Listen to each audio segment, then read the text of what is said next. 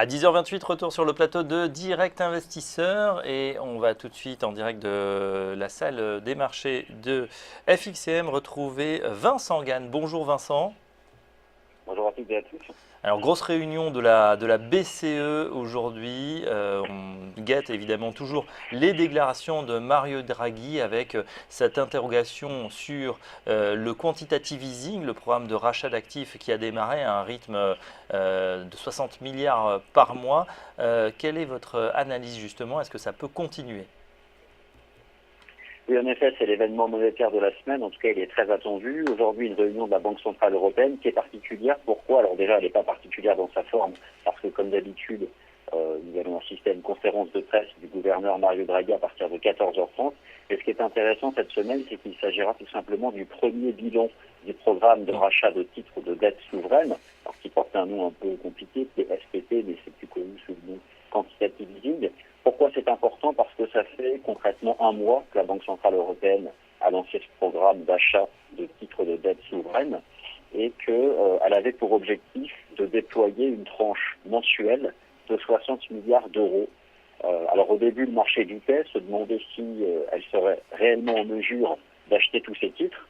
Et finalement, lorsqu'on regarde les chiffres qu'elle a communiqués lundi, eh bien, on réalise qu'elle a réussi à mener à bien, en tout cas ce premier mois, ses objectifs, puisqu'elle a acheté 61,68 milliards de titres de dette souveraine au sein de la zone euro, essentiellement donc pour les plus gros achats, le contrat allemand et le contrat français. Donc c'est justement ce que montre l'histogramme qui est donc sous vos yeux.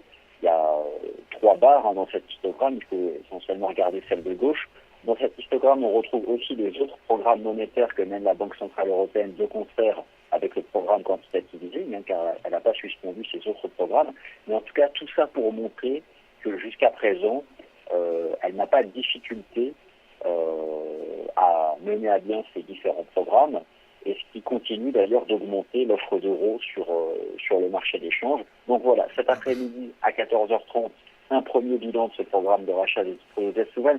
Ce qui est important, c'est de savoir si elle va confirmer la durée du programme, avec une échéance qui est toujours fixée en 2016, mais surtout, je pense que le marché peut être attentif au fait qu'elle n'exclut pas de le prolonger, le cas échéant, et ça sera de nature à prolonger tous les mouvements de marché qu'on a observés depuis le début du programme, qui était donc le lundi 9 mars. Oui, on rappelle donc 1160 milliards, le quantitative easing à l'européenne, 60 milliards par mois qui se prolongerait donc jusqu'en septembre 2016 et on attend évidemment ce premier bilan. Effet direct donc sur, vous en disiez un mot, sur l'euro-dollar. Comment vous analysez la situation justement sur la peur majeure?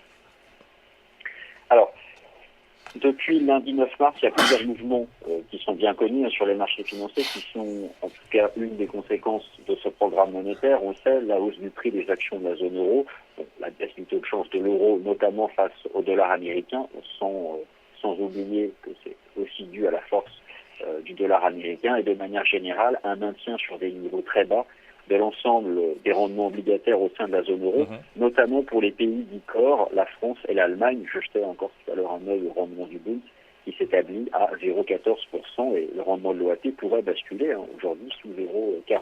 Pour en revenir à votre question sur le taux de change euro-dollar, ce qu'a rappelé la semaine dernière la Banque Centrale Européenne, c'est que l'ensemble de ces programmes monétaires commence à créer un début d'inflexion sur la courbe de la liquidité excédentaire au sein de la zone euro. Alors, c'est tout simplement un processus qui est assez simple à comprendre. C'est comme ça que se forment les prix.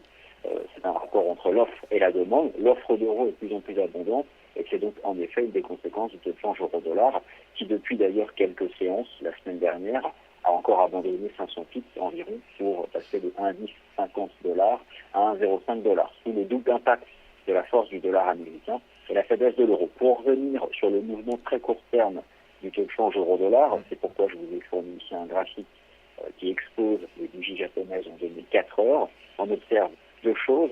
D'une part, la baisse de l'euro-dollar entre 1,1050 et 1,0520.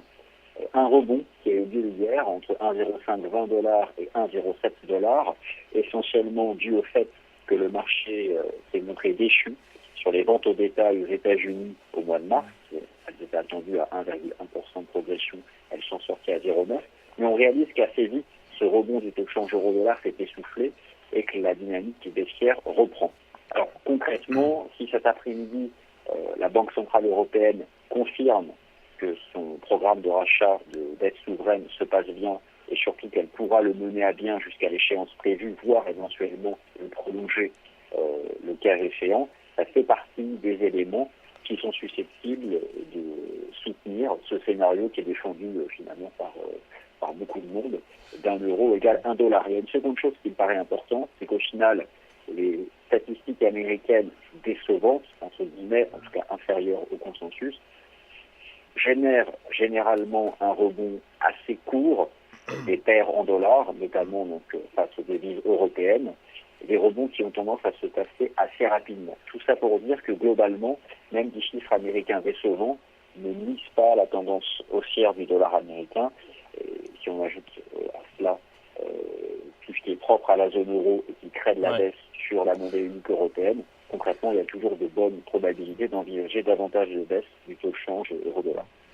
Oui, donc là, selon vous, Vincent, la baisse de l'euro face au dollar qui se produit ce matin est essentiellement due au fait que les investisseurs anticipent finalement ce que vous venez de dire, que le discours de Mario Draghi aura une tonalité plutôt accommodante et il confirmera que les rachats de titres de dette souveraine se passent plutôt bien. Donc est-ce qu'on pourrait aujourd'hui, selon vous, casser ce fameux seuil des 1,05, 1,0460 qui constituent donc des plus bas annuels, mais également des plus bas de 11 ans sur l'euro-dollar? J'ai envie de dire que c'est possible. Après, les journées comme ça de grands rendez-vous monétaires, c'est presque une chance sur deux. Alors, du point de vue de la tendance, non. Ce qui est certain, c'est que pour évoquer maintenant des stratégies de trading et de la prévision boursière sur le taux de change euro-dollar, on a depuis ce matin un scénario, cette fois-ci technique, c'est pourquoi vous avez un graphique sous les yeux, qui permettait justement d'adopter hier une position dans le sens de la tendance sous les 1,07 $.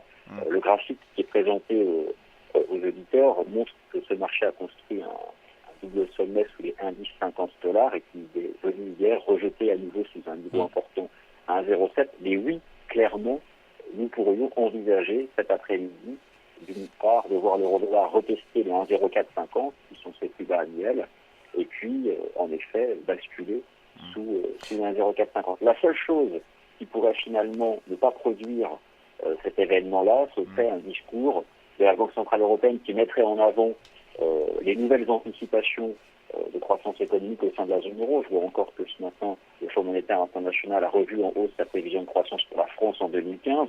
Ce sont des choses qui sont déjà bien connues aussi pour l'Allemagne.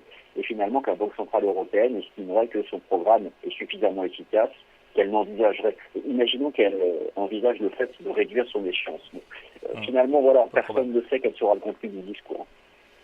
Exactement. Merci en tout cas Vincent Gann pour cette analyse. Je rappelle que vous êtes stratégiste de devise chez FXCM, donc le courtier spécialisé Forex. Et donc nous surveillerons attentivement, vous surveillerez également si vous intéressez aux devises, eh bien, les petites phrases de Mario Draghi à propos du quantitative easing après un mois donc sur ce lancement. On va tout de suite passer à un nouvel intervenant, ce sera Benoît Rousseau dans une petite minute. À tout de suite.